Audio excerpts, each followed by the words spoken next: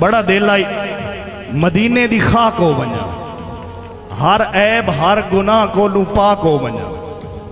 बड़ा दिल आई मदीने दी खाक हो वञा, हर ऐब हर गुनाह को लू पाक हो वञा। रोज बल्दी है भा मेरे सीने दे विच, कदा सोना बोले सी मदीने दे विच। रोज बल्दी है भा मेरे सीने दे विच, कदा सोना बोले सी मदीने दे विच। तवज्जो कराए, कदा मुक्सी गरीबी तिजारत हो सी, मेरी बेनूर अख नू ज़ियारत हो सी। देना नित सजदे मैं तेरे दरबार ते, दे सआदत मदीने दी इस वार ते, दे सआदत मदीने दी इस वार ते। तवज्जो कराए, वेखा वन के मदीने दे दरबार में,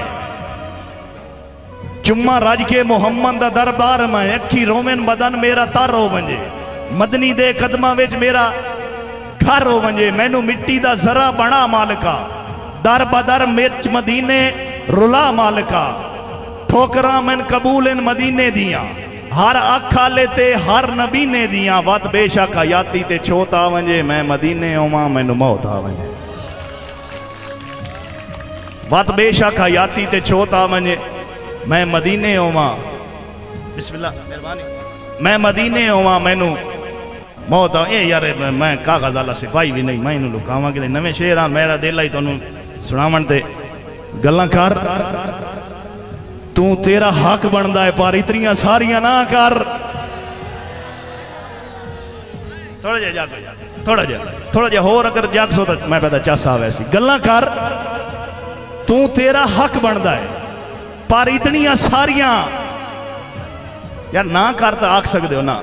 गल्लां कर, तू तेरा हक बनता है पर इतनियां सारियां है तुहाडी खैर होवे, पर इतनियां सारियां कुछ पक्कियां पीढ़ियां सच्चियां कर। इंज बेएतबारियां साडी अखी विच इंज ना सुरमा पा, साडी अखी विच इंज ना सुरमा पा। उक्का इंज ताबेदारियां फनकारा नाल तो कम अज कम मेरा चन फनकारियां। बिस्मिल्लाह मेहरबानी मेहरबानी, बहुत शुक्रिया। ये आई तुहाडी मोहब्बत जी। अच्छा जी एक और अरसलान भाई, बड़ा प्यारा जहा शेर है जी, तवज्जो है।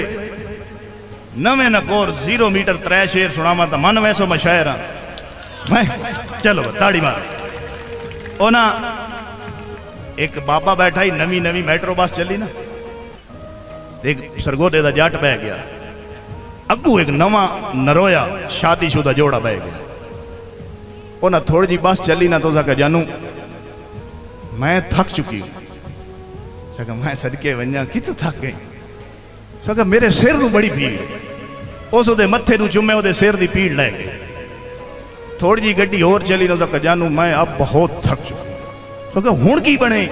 सका मेरे हत्थां नू बड़ी दर्द, उस दे हत्थां नू चुमे ओदे हत्थां दी पीड़ ठीक हो गई। गड्डी थोड़ी जी होर अग्गा चली, सका जानू अब तो मैं इंतहाई थक चुकी हूँ। उस आख्या मरनी साईं हुण की बने?